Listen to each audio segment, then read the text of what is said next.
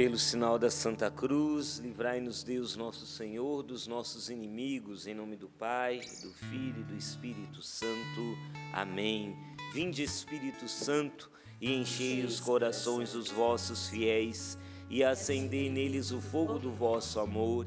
Enviai o vosso Espírito, e tudo será criado, e renovareis a face da terra. Oremos. Ó Deus, que instruíste os corações dos vossos fiéis com a luz do Espírito Santo, fazei que apreciemos retamente todas as coisas, segundo o mesmo Espírito, e gozemos sempre da sua consolação, por Cristo Senhor nosso.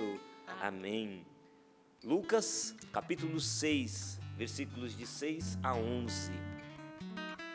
Num outro sábado, Jesus entrou na sinagoga e começou a ensinar. Lá estava um homem que tinha a mão direita seca. Os escribas e os fariseus observavam Jesus para ver se ele faria uma cura no dia de sábado, a fim de terem motivo para acusá-lo. Ele, porém, conhecendo-lhes os pensamentos, disse ao homem da mão seca: levanta-te e fica aqui no meio. Ele se levantou e ficou de pé. Jesus disse-lhes: eu vos pergunto, em dia de sábado o que é permitido? Fazer o bem ou fazer o mal? Salvar uma vida ou deixar morrer? Passando a olhar sobre todos eles, Jesus disse ao homem: estende a mão.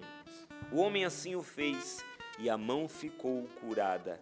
Eles se encheram de raiva e começaram a discutir entre si sobre o que fariam contra Jesus. Palavra da salvação, glória a vós, Senhor. Gostaria de começar essa reflexão lendo para você o que fala o Catecismo da Igreja Católica, porque tem a ver com o que nós vamos refletir aqui hoje. O Catecismo da Igreja Católica, lá no número 52, ou seja, logo no comecinho do Catecismo, quando vai falar a respeito da revelação de Deus, Deus que vem ao encontro do homem, vai falar assim, lá no número 52, já no final do número 52 do Catecismo, diz: ao revelar-se, Deus quer tornar os homens capazes de responder-lhe, de conhecê-lo e de amá-lo, bem além do que seriam capazes por si mesmos. E aí vai falar sobre o projeto divino da revelação, e vai falar que dentro desse projeto existe uma pedagogia divina. E aí vai dizer assim, que este projeto, aí já no número 53 do Catecismo, este projeto comporta uma pedagogia divina particular. Deus comunica-se gradualmente com o homem, prepara-o por etapas a acolher a revelação sobrenatural que ele faz de si mesmo e que vai culminar, ou seja, o ponto mais alto, o ponto mais alto, vai culminar na pessoa e na missão do Verbo encarnado, Jesus Cristo. E aqui vai citar um ensinamento de Santo Irineu de Leão, que vai dizer assim, a respeito dessa pedagogia divina. Ele vai falar assim, que o Verbo de Deus habitou no homem e fez-se filho do homem, para acostumar o homem a apreender a Deus, ou seja, tomar posse de Deus, e acostumar Deus a habitar no homem, segundo o beneplácito do Pai.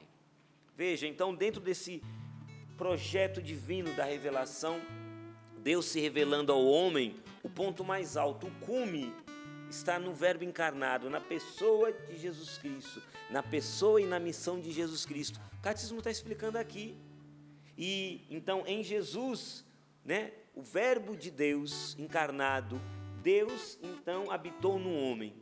Deus habitou no homem, fez-se filho do homem, vai dizer Santo Irineu, para acostumar o homem a tomar posse, a aprender, possuir a Deus, a guardar Deus dentro de si, e ao mesmo tempo acostumar Deus a habitar no homem.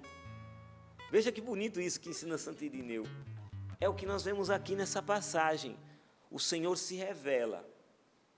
Ele se revela naquela sinagoga, para que as pessoas que estão ali presentes possam apreender Deus, possuir Deus, guardar Deus em seu coração. O que Jesus está fazendo neste sábado na sinagoga? Lucas vai dizer logo no capítulo 6, no versículo 6, Jesus entrou na sinagoga e começou a ensinar. É a revelação. na pessoa e na missão de Jesus, Deus se revela. Ele está ali ensinando, ele está ali no ponto de destaque da sinagoga, vamos dizer assim, todos com os olhos fixos nele, ele está ensinando, revelando o amor do Pai, falando, né, da salvação, falando, ensinando a respeito do amor do Pai, da misericórdia do Pai, revelando ao homem que o Pai está perto do homem, próximo ao homem. Ele está falando, revelando tantas coisas bonitas.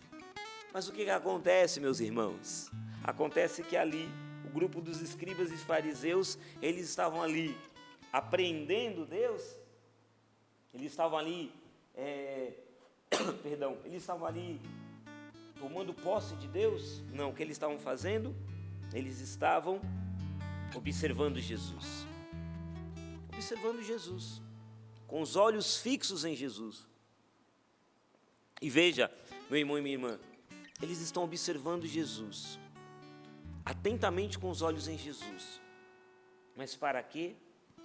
Para ver se ele faria uma cura no dia de sábado, a fim de terem um motivo para acusá-lo. Eles estão ali observando Jesus. Vamos ver o que ele vai fazer. E Jesus está na sinagoga se revelando, falando do amor do Pai. Mas aquele grupo de pessoas não está interessado tanto nas palavras de Jesus. Não interessa tanto o que ele está falando. Interessa ver se ele vai fazer ou não o que a gente está achando que ele vai fazer. E aí, Jesus faz. Jesus realiza um milagre. E aqui, o que diz a palavra de Deus?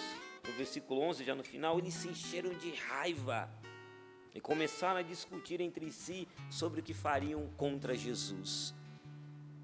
Essa leitura termina assim, dessa forma meia trágica, né? Triste, dolorosa. Pessoas com raiva de Jesus, discutindo o que vão fazer contra ele. Tudo por quê? Porque Jesus não fez o que eles queriam que ele fizesse. Jesus não pode curar em dia de sábado. Porque não pode. A lei fala que não é para curar, não é isso, não é para fazer aquilo, não é para trabalhar, não é para fazer nada. Então não pode curar. E aí o que Jesus faz? Jesus faz o que eles não queriam que ele fizesse. Isso não lembra muitos de nós? Não lembra muito a gente? Quando a gente pede para Deus fazer uma coisa e Deus faz aquilo que a gente não quer que ele faça. Quando Deus faz algo diferente do que aquilo que a gente espera que ele faça. Mas por que, meu Deus? Eu pedi tanto, eu rezei tanto, eu clamei tanto, fiz tanta novena, fiz jejum, fiz tantas coisas, e o Senhor não fez o que eu queria que o Senhor fizesse. Por quê? Porque Ele é Deus, porque Ele faz aquilo que Ele bem entende. E nós, como filhos e filhas de Deus, pela fé precisamos entender que aquilo que Deus faz em nossas vidas, que muitas e muitas vezes nós não entendemos, e muitas vezes nós até não concordamos, e discutimos, e brigamos, e nos revoltamos, e dizemos, por que o Senhor fez isso? Por que, meu Deus? Pela fé a gente precisa entender que Deus sabe o que é melhor para nós. Hoje a gente não consegue, talvez, enxergar o sentido disso, mas lá na frente, a partir dos acontecimentos, nada como um dia após o outro, né? A gente costuma dizer, né? Nada como um dia após o outro. Depois, lá na frente, você vai entender que Deus, como um bom tecelão, Ele foi ali tecendo. Foi ali meio que costurando. Foi botando aqueles fios, colocando, emaranhando, prendendo, amarrando os fios uns nos outros. E ali, daqui a pouco, a gente não vê. Mas a colcha de retalhos está pronta. A gente ficou olhando só para um retalho, só um pedacinho do retalho, e ficamos revoltados, murmurando, brigando com Deus. Não vou mais para a igreja, não vou mais rezar, não vou mais para a igreja, como se Deus fosse mais Deus se você ou eu formos para a igreja. Como nós somos tolos, né? A gente acha que Deus vai ser mais Deus se eu for na missa ao domingo. Não, se eu for na missa ao domingo, Deus vai ser mais... Não, Deus não vai deixar de ser Deus porque eu e você deixamos de ir à missa ao domingo. Mas nós vamos nos prejudicar e vamos deixar de ser menos filhos de Deus, no sentido de fidelidade, não de amor, porque Deus continua nos amando, mas nós vamos ser aqueles filhos ingratos, rebeldes, se a gente deixar de fazer o que a gente precisa fazer. Porque ir à missa não faz Deus ser mais Deus. mas faz eu ser mais, cada vez mais, filho de Deus. Eu vou, cada vez mais que eu vou à missa, eu vou sendo divinizado. Percebe? O grande beneficiado sou eu. Quando eu rezo, quando eu vou na missa, quando eu busco os sacramentos, quando eu busco uma vida de interioridade, de intimidade com Deus, quem sai ganhando? Eu. Você que sai ganhando. Mas Deus não vai deixar de ser Deus por causa disso. Deus não vai deixar de ser Deus porque eu deixei de rezar o terço. Mas eu vou abrir brechas e vou baixar minha guarda para a ação do demônio se eu deixar de rezar o terço. O grande prejudicado na história toda sou eu. Às vezes a gente faz meio que chantagem emocional com Deus, dizendo, eu vou deixar, viu? Não vou mais para a igreja. Achando que isso é uma ameaça para Deus. Deus é o Todo-Poderoso, Ele é onisciente, onipresente, onividente, Ele sabe tudo, Ele está em todos os lugares, Ele está sempre presente, Ele sabe todas as coisas, Ele vê tudo. Deus é poderoso, Ele é o Todo-Poderoso, é o que a gente professa no credo. Crê em Deus Pai Todo-Poderoso. E a gente acha que se eu deixei de rezar, Deus vai deixar de ser todo-poderoso. Não, Ele não vai deixar de ser todo-poderoso. Agora a gente vai deixar de experimentar esse poder de Deus se eu me distanciar dEle. Se eu buscar uma vida de pecado, eu deixo de experimentar o poder de Deus, a transformação de Deus na minha vida. Está entendendo? Então, o grande prejudicado sou eu e você quando a gente se distancia de Deus. Só que aí o que acontece? A gente vai ficando revoltado, porque Deus não fez aquilo que eu queria que Ele fizesse. Eu esperava que Deus fizesse isso, e Ele não fez. Os fariseus aqui, os escribas, se revoltaram com Jesus, porque eles esperavam que Jesus ficasse ali na dele. E Jesus realizou essa cura. Interessante o que Jesus faz, porque Jesus está na sinagoga, está ali todo mundo olhando para Ele, e o que Ele faz? Ele chama aquele homem da mão seca, e Ele pega e fala, amigo, vem aqui, vem para o meio. Aquele homem, ele agora está ocupando um lugar, fisicamente falando, ali ele está no lugar onde estava Jesus. Os olhos que estavam fixos em Jesus na sinagoga, agora estão fixos no homem da mão seca. Porque Jesus falou, vem aqui para o meio. E o homem entrou ali, chegou ali, foi para ouvir a palavra de Deus, daqui a pouco ele está lá com a mãozinha dele seca, e ele está ali num lugar. Jesus coloca ele em evidência. Os holofotes estão agora sobre este homem. E Jesus vai dizer, em dia de sábado o que é permitido? Fazer o bem ou fazer o mal? Salvar uma vida ou deixar morrer? E aqui vai dizer que, versículo 10, passando a olhar sobre todos eles, Jesus disse ao homem, estende a mão. Jesus passa o olhar. Marcos, quando vai citar esta mesma passagem, porque essa passagem da cura do homem da mão seca, ela está presente lá em Mateus capítulo 12 e no capítulo 3 do Evangelho segundo Marcos. E no capítulo 3 do Evangelho segundo São Marcos, lá vai dizer, Marcos vai trazer um detalhe, vai dizer que Jesus teve um olhar irado e entristecido, ao mesmo tempo irado e triste pela dureza dos corações. Jesus olhou com tristeza. Lucas não traz esse detalhe, ele fala que Jesus passou a olhar. Mas Marcos vai acrescentar esse detalhe, que foi um olhar triste. Jesus olhou para aqueles homens com tristeza. Por quê? Porque eles não estavam vendo em nenhum momento o homem da mão seca. Eles não estavam vendo o sofrimento do irmão. Eles estavam preocupados era com o legalismo, com a lei, pela regra, e tirou os olhos de uma pessoa que estava sofrendo ali. Só que Jesus não. Jesus olha para o sofrimento do homem. Jesus está olhando para o seu sofrimento agora.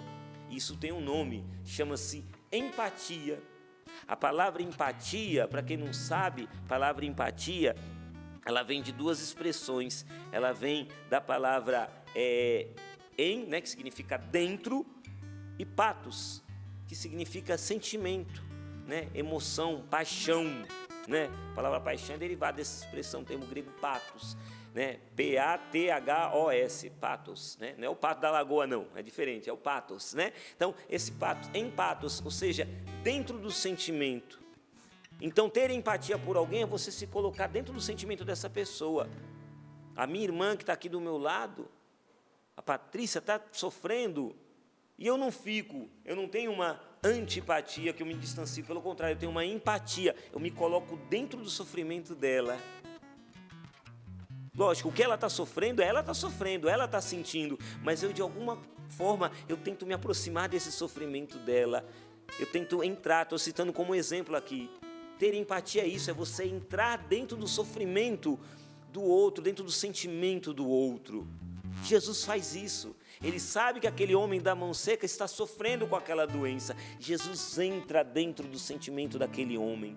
Tem empatia, o que os escribas e os fariseus não tiveram. E por que eles não tiveram? Porque eles foram para observar. A palavra deixa claro, os escribas e os fariseus observavam Jesus. Eles observavam, eles não acolheram a palavra. E quantas vezes eu e você na vida vivemos como observadores, observamos tudo o que acontece ao nosso redor, mas não ficamos com aquilo que é o essencial. Vai nos faltando empatia com o sofrimento do marido, da esposa, do filho, do pai, da mãe, do vizinho, da pessoa lá do nosso grupo de oração, da nossa paróquia. Vai faltando empatia entre nós, porque vivemos este mundo apenas como observadores. Observamos as tragédias do mundo, as dores do mundo, os sofrimentos do mundo, e desculpa até a expressão, as desgraças que acontecem no mundo, somos observadores, neutros, não nos envolvemos em nada. Mas o cristão não é para ser um observador apenas, o cristão tem que ter empatia, tem que ir até aquele que sofre, tem que ir até aquele que está hoje pedindo socorro, e ter um novo olhar, um olhar de misericórdia. Neste sorrindo para a vida, Deus quer dar um novo olhar a mim e a você. E este olhar passa por uma visão espiritual. Presta atenção no que Padre Jonas vai dizer para nós. Ele escreveu um livro, dentre tantos livros, volto novamente a pegar o livro O Padre, vale a pena se adquirir esse livro no loja.cançonova.com, é a história do nosso pai fundador, para quem não conheceu a história dele, um livro cheio de riqueza, cheio de detalhes da vida do nosso pai fundador.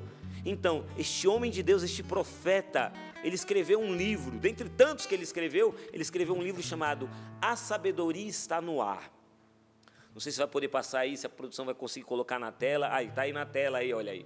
Você pode adquirir hoje, último dia de campanha, você pode adquirir o livro. Olha, está baratinho, R$ 15,92, está quase de graça, né? Sabedoria Está no Ar. Neste livro, A Sabedoria Está no Ar, na página 31 e na página 32 deste livro, o Padre Jonas ele fala o seguinte, presta atenção nas palavras do Padre Jonas, ele diz assim: a grande perda que o pecado original nos acarretou foi justamente tirar-nos a visão espiritual.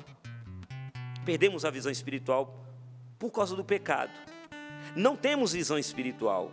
Somos como cegos, vamos apalpando as coisas pelo caminho. Por essa razão precisamos da sabedoria, da luz e da condução do Senhor. Que Deus nos encaminhe em cada momento da nossa vida.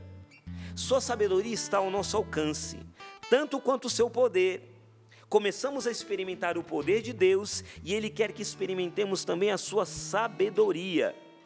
Devemos buscá-la, colhê-la e a utilizarmos em nossa vida. Agora o Padre nos vai ensinar aquele pulo do gato. Ele vai dar a dica para nós de como adquirir essa sabedoria. Veja só, a condição para alcançá-la é 2 pontos. E agora é Jesus falando a mim e a você, dizendo: pergunte-me tudo, sobre todas as coisas. Não somente sobre as coisas espirituais, mas também sobre as coisas humanas, as coisas naturais. Pergunte-me sobre a sua casa, pergunte-me sobre sua vida, pergunte-me sobre seu trabalho. Se você compra ou não compra uma determinada coisa, se fecha ou não fecha um negócio, se assume ou não assume um compromisso, se aceita ou não fazer aquela palestra, se vai dar ou não vai dar aquele passeio, se faz ou não faz aquela contribuição. Pergunte-me tudo sobre todas as coisas, sua vida financeira, seus estudos, seu trabalho, vida afetiva, educação dos filhos, mas também sobre a vida espiritual.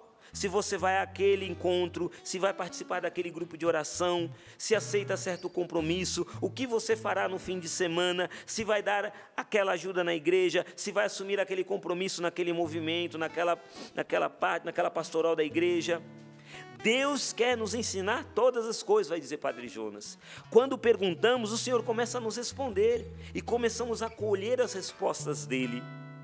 Não pensem que essa resposta de Deus será como às vezes pensamos, que vamos escutar uma resposta do Senhor, sim ou não, faça ou não faça, é isso ou é aquilo, né? Tem engrosser a voz, né? Aquela voz que vem trovejante do céu, né? Porque há muitas pessoas que falam assim: mas eu não ouvi Deus, não consegui escutá-lo, eu nunca escuto o Senhor. A pessoa tem a impressão de que Deus deveria falar ao seu ouvido, mas não é assim. Veja o que o Padre Jonas está dizendo, não é assim. Outros pensam que a resposta do Senhor é forte, é evidente, está tremendo o céu. Porém, e Padre Jonas conclui dizendo isso: as coisas de Deus são muito sutis, muito discretas. Muito sutis, muito discretas. Aqueles escribas e fariseus desse evangelho que foram para observar Jesus, para pegá-lo em alguma armadilha, eles não foram para ouvir o Senhor, foram para apenas observar e vamos tentar dar uma rasteira nele, pegar alguma coisa, vamos pegar alguma falha. E Deus age de forma sutil. Ele pega um homem com a mão seca, coloca ali e fala: vocês não estão vendo o sofrimento do irmão? Deus vai nos falando pelos acontecimentos. Deus está falando com você por esse sorrindo para a vida. Deus está falando com você, vai falar hoje através do seu vizinho, da comadre. Deus vai falar com você talvez na hora do café, no lanche da tarde, no intervalo do almoço. Deus vai falar com você na hora que você estiver dirigindo. Deus vai falar com você, e o Padre Jonas ensina isso, através dos acontecimentos, muitas vezes sutis. Deus gosta de falar a partir dos detalhes. Ontem eu estava para tomar uma decisão, eu até conversei com a minha esposa, e eu falei: é isso que eu vou tomar essa decisão. Eu vou tomar essa decisão sim, já está decidido no meu coração. Fui para a capela, no final da tarde, abri minha Bíblia, fazer o meu estudo da palavra, e aí o Senhor me dá a palavra, e Deus falou comigo, e Deus foi falando comigo na palavra, aquela palavra foi penetrando no meu coração, e não era só fazer o estudo, ali Deus estava falando comigo, eu fui entendendo que naquela passagem bíblica, Deus estava falando para mim: espera aí, meu amigo, calma, vai devagar, você não precisa tomar essa decisão desse jeito, não é isso que eu quero, não é isso. Interessante porque Deus não foi falando sobre a decisão em si, o que eu tinha ou não tinha que deixar de fazer. Deus, na palavra, foi mostrando quem eu sou, e que a decisão que eu estava pronto a tomar tinha a ver com a minha identidade, que eu ia tomar uma decisão que não dizia de quem eu sou, como homem de Deus, como servo de Deus, como consagrado a Deus, como missionário. Veja, algo a ver com a minha identidade, aquilo que eu sou diante de Deus. Deus foi mais a fundo, e eu fui entendendo isso. Eu pedi perdão ao nosso Senhor e falei: de fato, como um bom sanguíneo, eu estava me precipitando, colocando a carroça na frente dos bois, Senhor. Agora o Senhor pediu para eu pisar, no freio. Vai com calma, filho, calma. Deus nos fala. Uma folha de Bíblia, Deus falou comigo. Ali, uma página, um versículo. Deus vai falar pela palavra, mas Deus vai falar por uma música. Deus vai falar por uma pregação no acampamento. Deus vai falar, Ele continua se revelando, como diz o Catecismo da Igreja Católica, Ele continua se revelando. E esta visão espiritual, esta maneira de enxergar as coisas, passe, e Padre Jonas nos ensina isso, por esse perguntar tudo a Deus. Adquirir essa sabedoria, aprender a Deus. Então hoje, meu irmão, você quer ter uma nova forma de enxergar as coisas, quer ter uma visão espiritual dos acontecimentos, quer ter uma nova maneira de enxergar tudo o que acontece ao seu redor, pergunte tudo a Jesus. Pergunte tudo. E Padre Jonas dizia: tudo significa tudo, então pergunte.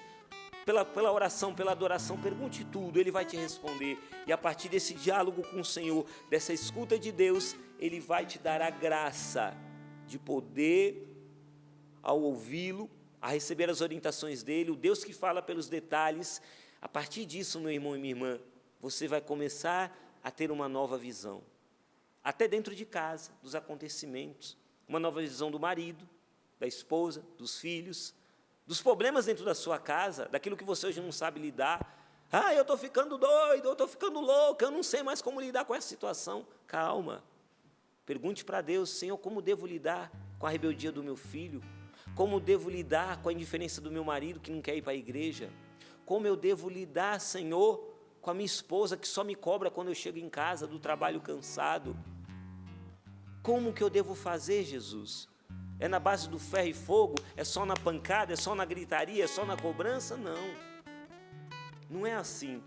Então me ajuda, Senhor, me dê sabedoria, me dê uma nova forma de falar, uma nova postura, um novo jeito. Eu preciso silenciar isso que o Senhor quer? Então põe um zíper na minha boca e que eu fique, que eu silencie, que eu pare de querer apagar fogo com gasolina. A pessoa fala, eu já vim com o abecedário inteiro, B, C, D, E, F, G, H, e vou com a letra toda. A pessoa falou, não, escreveu, não leu, o pau comeu, comigo é assim. Eu não levo o desaforo para casa, e você quebra o pau dentro de casa e vai apagando fogo com gasolina, e não é assim que se resolve as coisas. E talvez o Senhor esteja gritando para você, gritando, olha o paradoxo, Deus está gritando para você, calar a boca, fazer silêncio. Ele está falando, Deus está gritando com você, dizendo, para de resmungar, para de reclamar, para de brigar, isso não está resolvendo nada. O silêncio de Maria, né? Ele vai te ensinar na oração, não é o Alexandre que vai te convencer, é o Espírito Santo. Percebe? Mas precisamos ser homens e mulheres da escuta de Deus, precisamos treinar isso, e o treinamento começa por perguntar tudo a Ele. E a partir desse treinamento, desse adquirir sabedoria, nós vamos tendo uma nova visão. Não seremos mais observadores. E aí a gente vai começar a enxergar nossos irmãos com um olhar diferente. Talvez hoje o homem da mão seca, ou a mulher da mão seca, esteja dormindo na sua cama, que é a sua esposa ou o seu marido. Você dorme, deita e acorda todo dia ao lado dessa pessoa que está com a mão seca, que está sofrendo. E você não entendeu que seu esposo está sofrendo, sua esposa está sofrendo, que seu filho está sofrendo. Talvez hoje o homem da mão seca seja o seu filho que está pedindo a bênção para você na hora de dormir, que quer conversar com você, seu filho adolescente, você só fica lá vendo jogo de futebol na TV, fica só lá na internet. Esses dias eu estava com a minha esposa, a gente lanchando, estava vendo ali uma criança correndo, a criança, papai, papai, papai, papai assim, o tempo todo no celular. Só parecia um boi mugindo. Eu ficava assim, E a criança correndo, fazendo de tudo para chamar a atenção. Gente, minha vontade na hora foi de ir até aquele homem falar, sua anta, como dizia o Padre Léo, né? Sua anta, presta atenção, essa menininha, ela vai crescer. E na hora que ela crescer, você vai dizer, filho, fica aqui comigo. E ela vai dizer, não, agora eu vou lá, vai sair. Não quero mais não. Você não aproveitou, aproveite. Hoje eu olho para minha filha Beatriz, ontem eu fiz um carinho nela, fiquei brincando com ela e tudo mais, tem 21 anos, está namorando, daqui a pouco noiva, casa, vai embora de casa, ela fica me provocando, a Beatriz me provoca, ela chega assim, pai, quando eu casar, eu falo, eu vou chorar de eu alagar a Cachoeira Paulista, né? Se Deus me der vida e saúde para poder entrar com você vestida de noiva, nossa, eu vou chorar muito, né? Vou chorar, porque é a minha pequena, é a minha filha. Mas eu posso dizer que eu aproveitei ela desde pequenininha. Curti minha filha. E ela curtiu o pai também. Sabe? A gente não pode perder tempo. O tempo é algo precioso demais. Larga desculpa falar rasgado, esse maldito celular. Pega esse celular e põe de canto, abençoada, abençoada. E dá atenção para o teu filho, para a tua filha. Ele é o homem da mão seca que hoje está querendo atenção. Olha para mim, eu estou sofrendo. Não é o teu celular, não é ali o Instagram, as redes sociais, aquela pessoa que está fazendo gracinha ali no vídeo. E você deixa teus filhos, deixa aqueles da tua casa de lado, porque você fica aí olhando só para o celular o tempo todo. E Jesus hoje está dizendo a mim e a você, presta atenção. Hoje eu e você somos os escribas e os fariseus que Jesus está falando. Presta atenção, para de ficar observando as coisas na internet. E olha que tem muita gente sofrendo ao teu redor. Tenha empatia. O que é mais fácil, fazer o bem ou o mal? Tirar uma vida, salvar uma vida ou deixar morrer? E a gente acaba deixando os nossos morrer. A gente acaba deixando as pessoas que nós mais amamos morrendo no pecado, morrendo numa indiferença. Porque meu celular é mais importante. Até quando? Até quando, meu irmão e minha irmã? Para terminar, quero contar essa historinha para você, porque aí isso vai dizer de como é que a gente enxerga as coisas, né? Que Deus hoje deu um novo olhar a mim e a você. Que Deus hoje deu um novo olhar a mim e a você, meu irmão. Nós precisamos desse novo olhar. Padre João nos ensinou, precisamos dessa visão espiritual. Haviam 2 doentes ali no hospital, 2 enfermos, estavam ali internados num quarto do hospital. Um tinha um problema muito sério dos pulmões, problema respiratório. E o seu leito ali no quarto do hospital, ficou pertinho da janela. Outro tinha um problema lá que ele precisava ele precisava se levantar ali da cama, né? Mas ele não conseguia, ele tinha um problema ali que ele precisava se levantar, mas era um problema ali nos ossos, na coluna, ele ficou deitado o tempo todo, muita dificuldade de se locomover. Eram os dois que estavam no quarto. Ali, muito tempo no hospital, foram conversando, fazendo amizade. E o que estava perto da janela dizia para o que não podia se levantar da cama, do leito, porque tinha problema, ele tinha que ficar deitado o tempo todo. Contava para ele: rapaz, hoje está um dia lindo aqui fora, olha, estou vendo ali o pai correndo com as crianças. Ih, a moça ali soltou o cachorro agora, está correndo, olha que engraçado, está pegando o cachorro, e o cara deitado ria. Olha ali o pai empinando a pipa com o filho na praça. Nossa, hoje o dia está bonito, os pássaros estão aqui voando. E o outro não via nada, porque o outro ficava ali longe da janela. Então o outro, por caridade, por amor, ia narrando ao que estava longe da janela o que se passava lá fora, para ir dando esperança ao outro. E o outro ouvindo, ouvindo, ouvindo. Só que, infelizmente, aquele homem fez a escolha errada. Ao invés dele ter um coração agradecido porque o outro trazia tantas coisas engraçadas, boas, no dia a dia para ele, ele foi ficando com inveja do outro. Você acredita nisso? Ele ficou com inveja porque o outro estava perto da janela. O ser humano tem umas doideiras, né, na cabeça. Ficou com inveja: eu quero esse lugar na janela, Patrícia. Eu quero esse lugar na janela. E aí ele tramou. Na verdade, o encardido, né, foi tramando no coração dele um plano. Esse homem tinha problema respiratório, que estava perto da janela. Numa noite, ele foi tentando respirar, não conseguia respirar, ele tentou desesperadamente achar a campainha para chamar a enfermeira, e nada. E o que estava do lado, ali, longe da janela, ficou só observando. E ele pediu socorro para o cara tocar a campainha, chamar a enfermeira, e ele ficou só observando. Foi observando o outro morrendo. E o cara perdeu o oxigênio, perdeu a respiração, e como dizia o saudoso Padre Léo, ele morreu. Ele ficou quieto, não falou nada, o que estava lá. O que estava perto da janela morreu. Chegou a equipe de enfermagem, chegou lá, viu que estava morto, falou: meu Deus, foram lá cobrir o corpo. Passou um tempo, ele quieto, que estava longe da janela, perto. Só ouvi, quieto, na dele. Podia ter salvado a vida do outro, bastava só tocar a campainha para chamar a enfermeira. E o bendito, para não falar outra coisa, não tocou a campainha. E aí, passou um tempo, ele na dele, quietinho, dando uma desperta. Chegou a enfermeira, preparou ali o quarto, o leito, ali a cama, para vir um outro paciente. Ele falou: enfermeira, por favor, será que eu poderia ocupar o lugar perto da janela?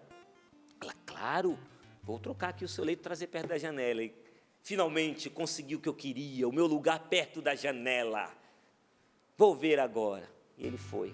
Chegou ali perto da janela, ele foi com esforço, aquele esforço enorme, foi tentando se levantar para chegar perto da janela para ver. Quando ele chega perto da janela, ele olha ali e, para surpresa dele, só havia uma parede. Não tinha praça nenhuma, não tinha paisagem nenhuma, era uma parede de tijolos.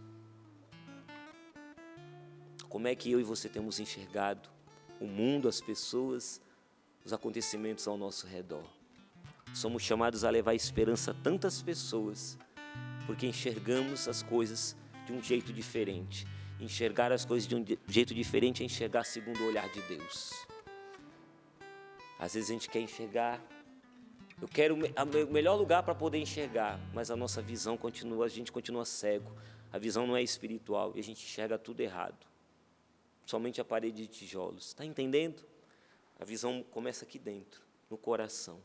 Como eu enxergo tudo ao meu redor. Senhor, dai-nos a graça de enxergarmos segundo o teu olhar.